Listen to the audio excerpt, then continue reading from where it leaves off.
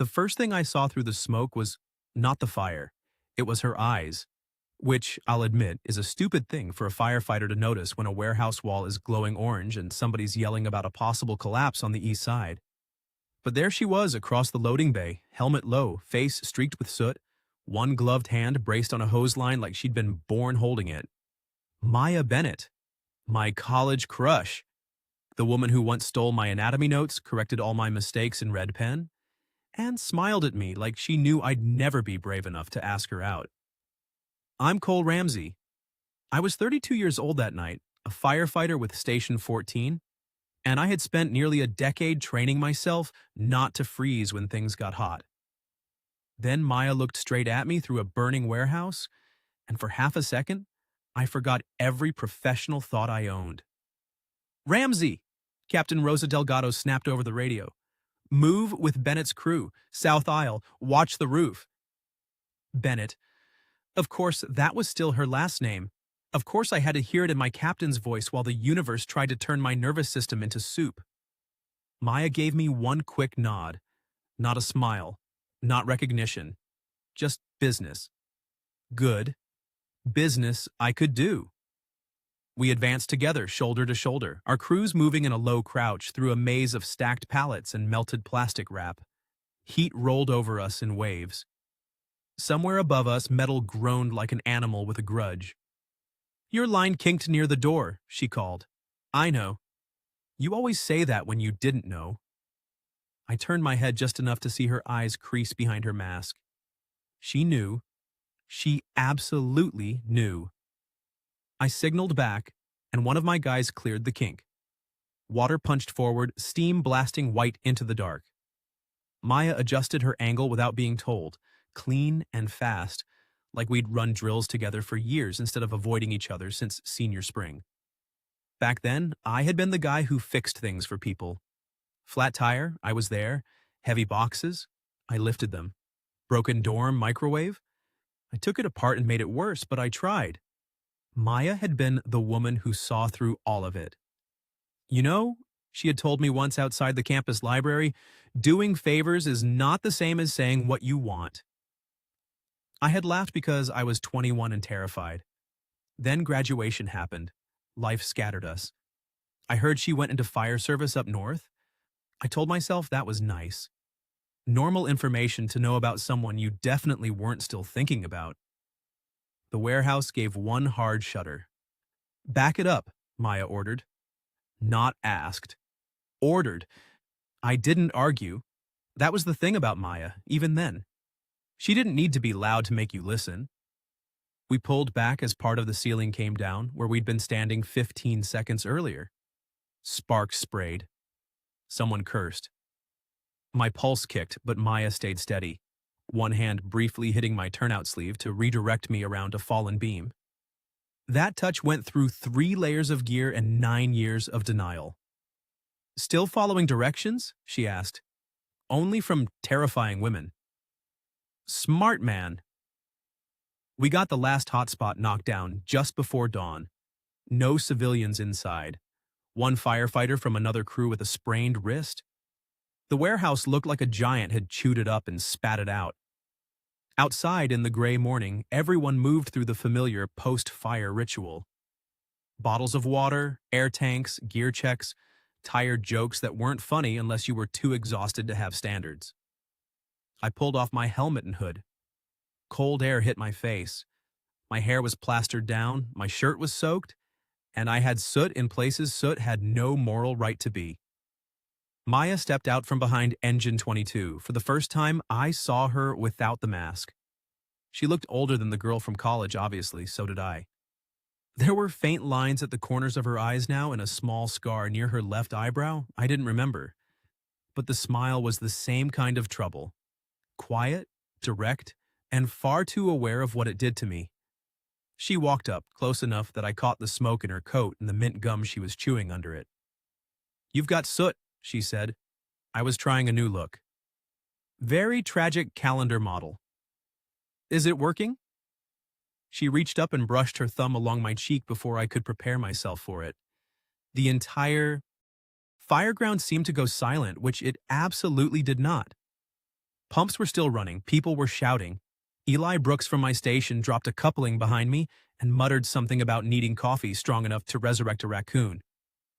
But all I heard was Maya's voice when she leaned in and whispered, "So, this is what it took to see you again." My practiced composure left my body like it had caught another call. "Maya," I said, and somehow her name came out rougher than smoke. She smiled, but it didn't hide the nerves in her eyes.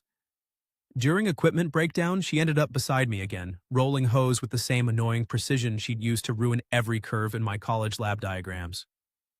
"You're station 14 now," she said. I looked over. "You knew that?" "Maybe." "That's not an answer."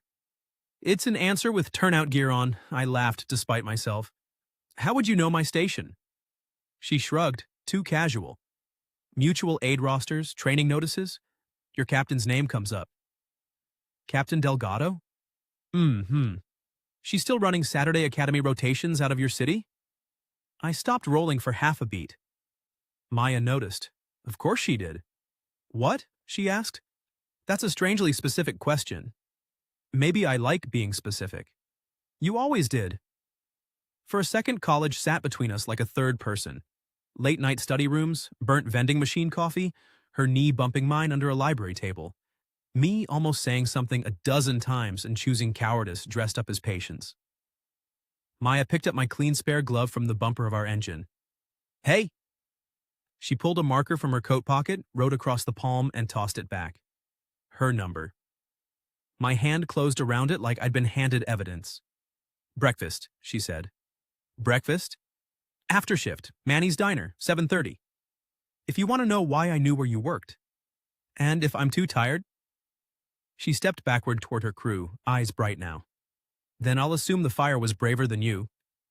By the time I looked down at the glove again, my heart was doing something far more dangerous than running into a burning building. I went to Manny's Diner with soot still in the creases of my hands and Maya's number written across my spare glove like a dare. She was already there when I arrived, sitting in a corner booth with wet hair, a gray sweatshirt, and the dangerous calm of a woman who had slept exactly 0 minutes and still intended to win every argument. "You came," she said. "You wrote on department property. I had to investigate." Maya slid a coffee toward me, still hiding feelings inside procedure. "That's not fair." "It is accurate." The waitress brought eggs, pancakes, and bacon before I ordered. Maya had apparently guessed what I wanted. "You remembered?" I asked. "You ate like a raccoon with scholarship anxiety in college. I'm choosing to hear affection in that." "You should." That made me look up. Maya did not look away. The diner was full of night shift people and early contractors, everybody folded into their own exhaustion. Outside, morning light turned the windows pale blue. In there, with coffee steam between us, the warehouse already felt unreal. Maya made it real again. "I had a crush on you," she said. Just like that. No warning, no dramatic build, no mercy. I nearly burned my mouth on coffee. "In college." "No, Cole, during the hose advancement." "Yes, in college." "You never said anything." Her eyebrow lifted. "Neither did you. I thought you were out of my league. I was sitting beside you 3 nights a week pretending I needed help with biology. You corrected my biology notes. Because they were bad." I laughed, and then I stopped because her expression had softened. "I liked you," she said. "You were kind. Funny when you forgot to be careful. But you kept trying to earn closeness by being useful, walking me home, fixing my bike chain, bringing me coffee. Those are bad things?" "No, they're safe things. You never actually said, 'Maya, I want you.' You made yourself necessary and hoped I'd translate." The truth of that landed harder than I wanted it to. I looked down at my plate. "I was scared." "I know." Those 2 words were not cruel. Somehow that made them worse. I cleared my throat. "So last night. Was that nostalgia? Adrenaline?" "That's what we're going to find out." Maya grabbed a paper placemat from the dispenser, flipped it over, and took a pen from behind her ear. "You keep pens behind your ear now." I became powerful. She drew 3 numbered lines. 3 ordinary dates, she said. No emergencies, no uniforms. No proving yourself by rescuing anything larger than a bad conversation. I leaned back. Rules? Rule 1. You tell me what you actually want at least once per date, not what is convenient, not what makes you look generous. That feels targeted. It is. Rule 2. I choose one date, you choose one, we choose one together. And rule 3? She tapped the pen against the placemat. If this only works because we almost died near each other, we admit it like adults. I studied her handwriting, sharp and compact, just like I remembered. And if it works because we didn't? I asked. For the first time that morning, Maya's confidence flickered. Then we don't waste 9 more years. I folded the placemat and put it in my jacket pocket. Her mouth curved. Sentimental. Evidence. Our first date is Friday, she said. Used record store on Benton. You still collect vinyl? You still pretend you don't like 80s pop? I never pretended well. No, she said. You didn't. Friday came after 2 shifts, one false alarm and Eli asking why I was trimming my beard like it owed me money. The record store smelled like dust, cardboard, and somebody's incense phase. Maya arrived in jeans, boots, and a green sweater that made me forget the alphabet for a second. She caught me staring. That better not be your one honest want for the date. I want to say you look beautiful without making it weird. Her smile went small and pleased. Acceptable. We spent an hour flipping through old albums. She argued that the soundtrack to our college study nights had been Fleetwood Mac. I insisted it was the scratched copy of Prince she played whenever she wanted to pretend studying had rhythm. You remember that? She asked. I remember a lot. Dangerous answer. Honest one. At the listening station, our shoulders touched while a song crackled through cheap headphones. It was not dramatic. No flames, no falling roof. Just Maya laughing because I still knew every word to a chorus I claimed to hate. It felt more dangerous. For our second date, I chose a neighborhood market near my apartment. I almost planned every stop like a tactical operation, then heard her voice in my head and forced myself not to. So when she asked, "Where first?" I said, "I don't know. I want dumplings, but I'm also tempted by tacos, and I'm afraid you'll judge my order." Maya stared at me. What? I asked. You admitted indecision. I need a moment. We ate both. Badly, happily. Sauce on our fingers, wind in her hair, no one needing us to be brave. The third date was breakfast for dinner at her apartment because she claimed pancakes revealed character. Her place was small, warm, and aggressively organized. A folded municipal envelope sat half-tucked beneath a pair of spare gloves on the entry table. I glanced at the city seal before she slid the gloves over it. Certification stuff, she said quickly. I pretended not to notice the quickness. In the kitchen, she handed me a bowl. Stir. I'm excellent at stirring. You're excellent at looking useful while panicking. Also true, we cooked too many pancakes and slightly burned the first batch. She told me about her crew. I told her about Station 14 and she casually said, I saw photos of your renovated kitchen. Eli must think he's on a cooking show now. I paused. How do you know about our kitchen? Firefighters gossip more than nurses and less efficiently than teachers. That's suspiciously evasive. That's mysteriously charming. Later, with plates abandoned and music low, we stood too close by the sink. Her hand brushed mine in the dishwater. I turned toward her. She didn't move away. I wanted to kiss her so badly my chest hurt. Maya's gaze dropped to my mouth, then lifted. Cole, she said softly. Yeah? Do you want me? The adult woman in front of you, or the crush you kept safe in your head because she never got complicated? The question stopped me. An inch from her lips. I could have answered fast. I knew the heroic line. Instead, I breathed. I want to know the woman in front of me, I said. And I want to kiss her when she believes that. Maya closed her eyes for 1 second. When she opened them, she touched my cheek. Good, she whispered. Then come back tomorrow. I did go back the next day. Not with flowers. Not with some grand speech I had polished until it sounded like a fire safety announcement. I went back with bagels, 2 coffees, and the uncomfortable intention of being honest before I could hide behind charm. Maya opened the door in running shorts and an old Academy t-shirt. You brought carbohydrates, she said. I want credit for restraint. I almost brought a toolkit in case something needed fixing. Personal growth. I'm trying. She stepped aside. Then come in, Ramsey. We ate on her living room floor because her small kitchen table was covered in training manuals and half-graded candidate evaluations. Outside her window, traffic hissed on wet pavement. Inside, Maya sat cross-legged across from me, hair loose around her face, watching me with that clear-eyed patience that made lying feel childish. I thought about what you asked, I said. The adult woman question? Yeah. And? I don't know all of you yet. I know the college version. I know the firefighter who told me my hose line was kinked while the roof was considering murder. I know you like your coffee too hot and your shelves alphabetized. By genre first. Unhinged but noted. Her mouth twitched.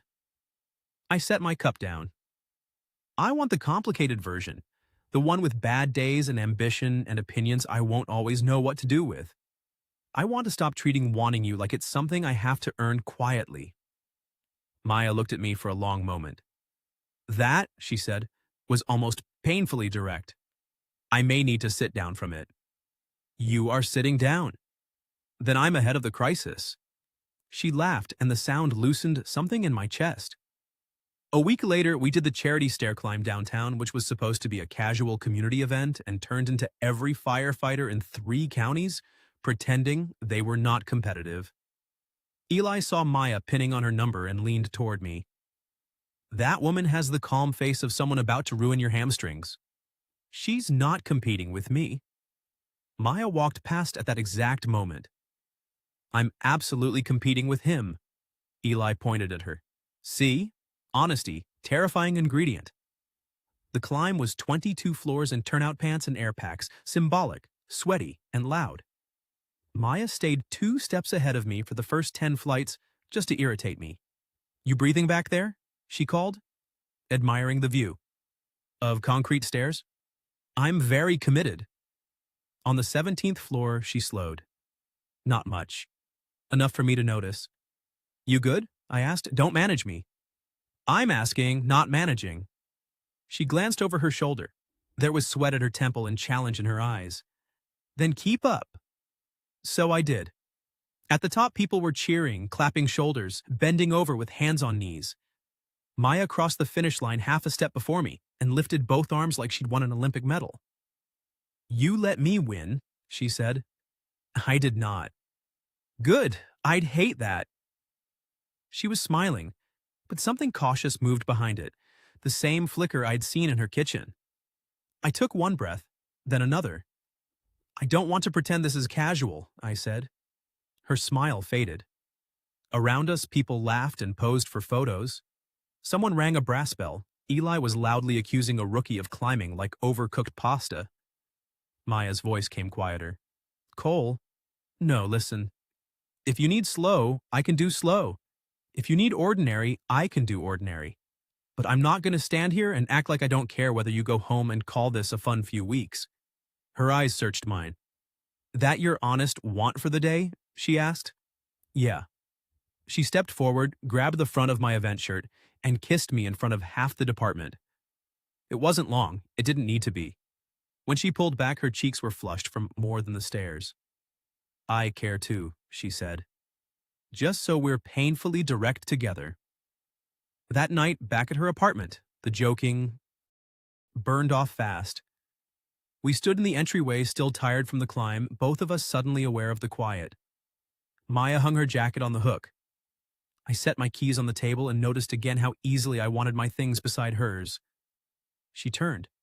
Exclusive? The word landed between us, plain and brave. Yes, I said, if that's what you want. It is. I want that too. This time, when I kissed her, there was no question hiding underneath it. She kissed me back with both hands on my face, as if making sure I stayed present for every second. Later in the dark of her bedroom, she rested her head on my shoulder and traced a small scar on my arm. You're quieter than I expected, she murmured. I'm trying not to ruin this by making a joke. Make one later. I kissed her hair. Deal. She was not a memory, not an almost, not the girl I had stored safely in regret. She was warm against me, opinionated, tired, alive, and choosing me with her eyes open. That should have been enough to make me feel steady. By morning, life reminded me steady was not the same as safe. Maya had an early training session and I walked her down to her SUV carrying 2 travel mugs. She opened the passenger door to toss in her gear bag, and a folder slid off the seat and spilled across the floorboard. I crouched to gather the pages because that is what I do. The top sheet was a printed job posting. Fire Academy Instructor, Cascade County, 3 states north. Deadline circled in red. Under it was a relocation and housing form for out-of-state candidates. Under that was a letter of intent to leave her department, signed in her small, sharp handwriting, effective date left blank. And under that was the folded municipal envelope I had seen on her entry table, half hidden beneath her spare gloves. Certification stuff, she had called it. Maya froze in the open door. I looked from the papers to her face, and every old fear found a uniform. "You were going to tell me?" I asked. Her jaw tightened. "Cole, 3 states?" I said. "We wrote rules on a placemat. You had a signed exit letter under your gloves. It isn't what you think. That's usually what people say when it's exactly what someone thinks. Give me 10 minutes and I'll show you the whole thing." Her eyes flashed. "Careful." I stepped back, coffee going cold in my hand. All I could see was another version of graduation. Maya leaving. Me finding out too late that I had mistaken closeness for truth. "I have shift," I said. "Cole, ask me one question." "One." But I was already walking away, hating how much easier it was to retreat than to stand there and let her finish a sentence.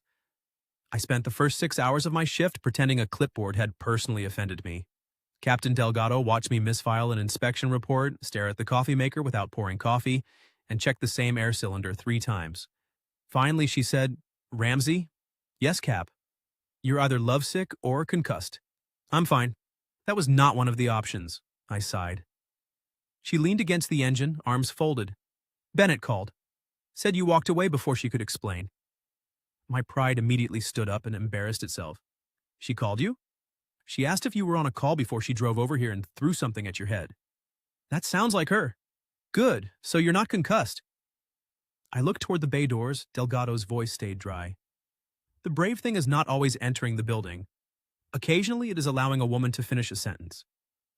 That was all she said.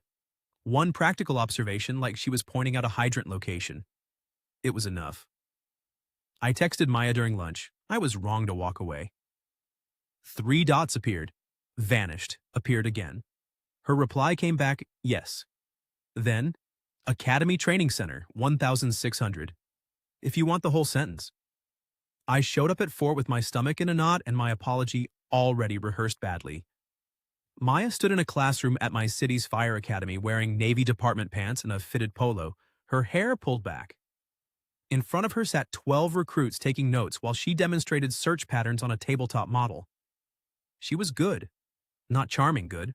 Not, I have feelings for her so everything she does glows good. Good like command presence. Good like clarity.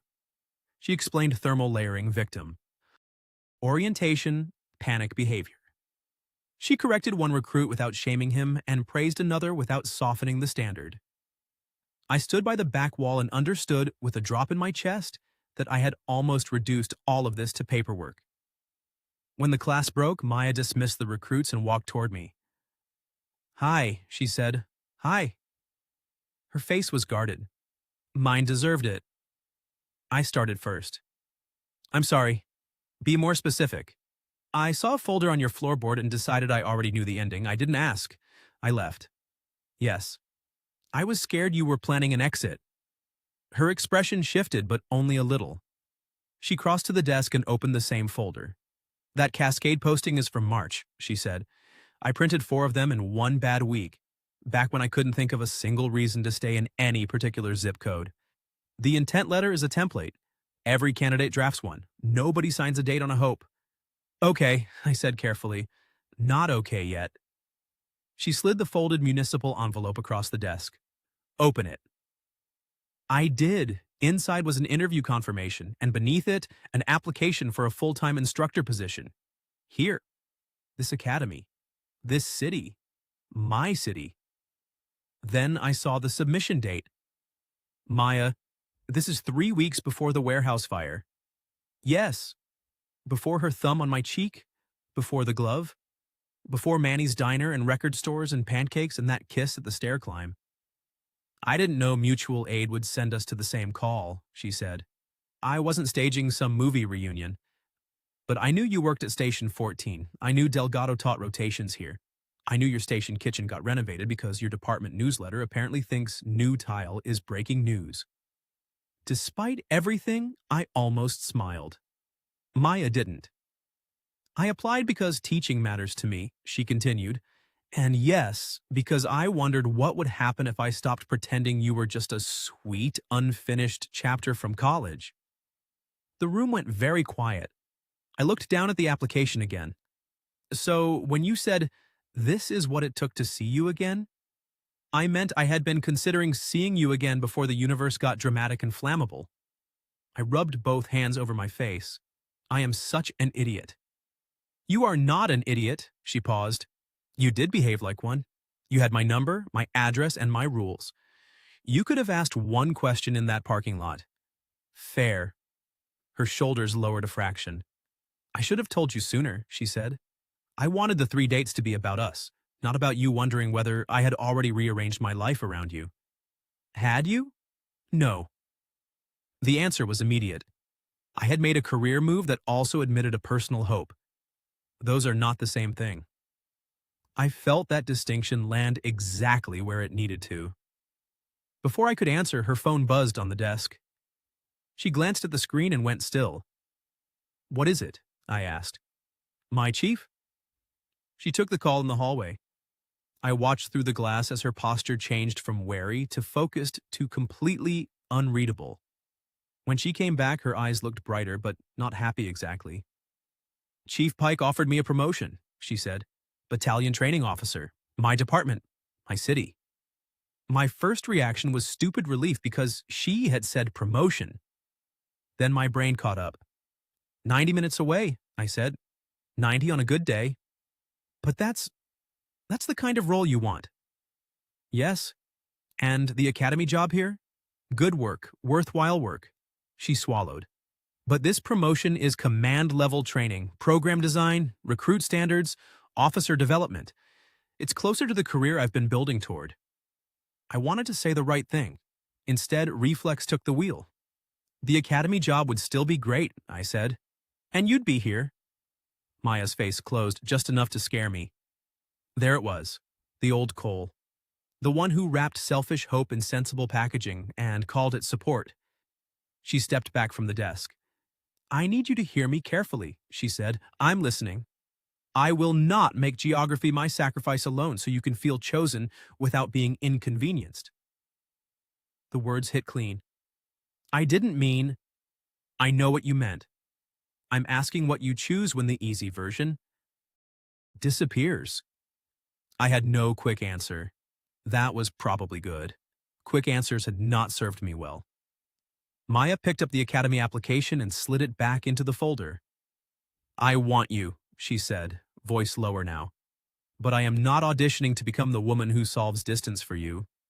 Maya, if I accept the promotion, I stay there. My shifts stay ugly. Yours do too. We miss dinners. We drive tired. We plan like adults or we fail like cowards. She looked directly at me. So tell me, Cole, do you still choose me if I'm 90 minutes away and not apologizing for wanting the career I earned? My chest tightened. For once, I did not reach for reassurance I hadn't earned. I don't know how yet, I said, but I know I want to. Maya nodded, hurt and hopeful at the same time. Then figure out whether that want has legs. She gathered her bag and left me in the empty classroom, surrounded by training models, burn charts, and the uncomfortable knowledge that love was not asking her to come closer. It was deciding how far I was willing to go. Maya accepted the promotion on a Tuesday. She told me over the phone, not because she was afraid to face me, but because she refused to make her career decision wait for my comfort. I said yes, she told me. I was sitting on the bumper of Engine 14 watching rain turn the bay apron black. My heart did two things at once. It hurt, and it admired her. Good, I said. There was a pause. Cole. I mean it, I said. That job is yours. I'm proud of you. Her breath shook once. Thank you. I wanted to say more. I wanted to promise everything right there, but I had finally learned that promises without plans were just pretty smoke. So I kept my mouth shut until I had something real. Her promotion ceremony was 2 weeks later in a packed municipal hall 90 minutes from my station. I stood in the back with my dress uniform pressed and my hands folded in front of me, watching Chief Warren Pike speak about training standards, incident leadership, and the rare people who made everyone around them sharper. Maya stood near the podium, shoulders straight, expression composed. But when Pike pinned the new badge to her collar, her eyes shone. I did not whistle. I did not make a scene. I did not turn her moment into proof that I was supportive. I just clapped until my palms stung. Afterward, she found me near the exit. You came, she said softly. I told you I choose you. I'm trying to make sure that means showing up where you are, not only where I wish you'd be. Her guard wavered. That was a good answer. I have another one. She narrowed her eyes. That sounds dangerous. It involves a drive. Cole. No blindfolds, no drama. Just come see something. The apartment was 47 minutes from her headquarters and 52 from my station if traffic behaved. It sat above a closed bakery on a main street in a town neither of us had ever cared about before. The floors creaked. The kitchen had ugly yellow tile. The bedroom window faced a brick wall and one determined maple tree. It was perfect because it was inconvenient to both of us. Maya stepped inside and looked around slowly. What is this? Unleased. Available next month. I held up both hands before she could speak. Not a decision, not a trap. On the counter, I had laid out 2 blank applications. One for a temporary instructor rotation I could pick up closer to her department on off weeks, and one for a regional training committee she'd mentioned wanting to join. Beside them was a printed calendar with our shifts marked in 2 colors, plus drive times, sleep blocks, and exactly 3 crossed-out dinner dates where I had written, probably unrealistic, do not be heroic idiots. Maya stared at it. I swallowed. I don't want you to move for me. I don't want to move for you and secretly keep score. I want us to choose a place that costs both of us something and gives both of us something. She touched the edge of the calendar. You did logistics. I have many romantic skills. Her laugh came out thin and emotional. I love you, I said. She went still. I stepped closer, but not too close. I love the woman who makes recruits redo knots until they stop blaming the rope. I love the firefighter who told me to back up before a ceiling came down. I love the person who asked for ordinary dates. Because she knew adrenaline lies.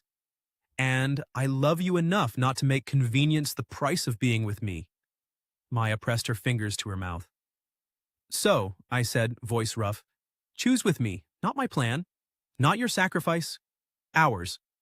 If this apartment is wrong, we find another. If the calendar breaks, we rebuild it. But I'm asking for a home with you, a committed life. Ugly tile negotiable. She looked from the applications to the shift calendar to me. Then she walked to the door, took off her department jacket, and hung it on the empty hook. My chest stopped. She held out her hand. Give me yours. I removed my jacket and handed it to her. Maya hung it beside hers. 2 station patches, different cities. Same door. I love you too, she said, and the tile is hideous. 6 months later, the apartment smelled like coffee, turnout gear, and whatever Eli had taught me to cook that week. Our life was not easy. Sometimes we met in the hallway, one of us coming off shift while the other left for training. Sometimes I fell asleep in my boots. Sometimes our dates were gas station sandwiches eaten on the hood of her SUV halfway between calls. Sometimes we argued because tired people can turn a grocery list into a federal case. But every 3rd morning, if the schedule allowed, we made breakfast after shift. Not fancy breakfast. Eggs, toast, burnt bacon if Maya was in charge of timing.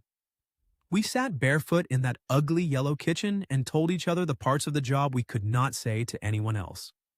By the following spring, we got married in a small room above the fire museum, with both our crews pretending not to cry and Captain Delgado saying, statistically, this is less paperwork than I expected. Maya wore a simple dress. I wore the expression of a man who had finally stopped mistaking waiting for courage. And one rainy morning after our honeymoon, the smoke alarm shrieked over our kitchen because Maya had burned toast badly enough to qualify as a training scenario. I came in from the bedroom, hair wet from the shower, and silenced the alarm with a dish towel. She stood by the toaster, guilty and beautiful, wearing my old Academy sweatshirt. "So," she said, holding up the blackened slice, "this is what it took to see you again?" I laughed so hard I had to lean against the counter. Then I kissed her in the soft gray light of our ordinary kitchen with our station jackets hanging by the door and coffee going cold beside us.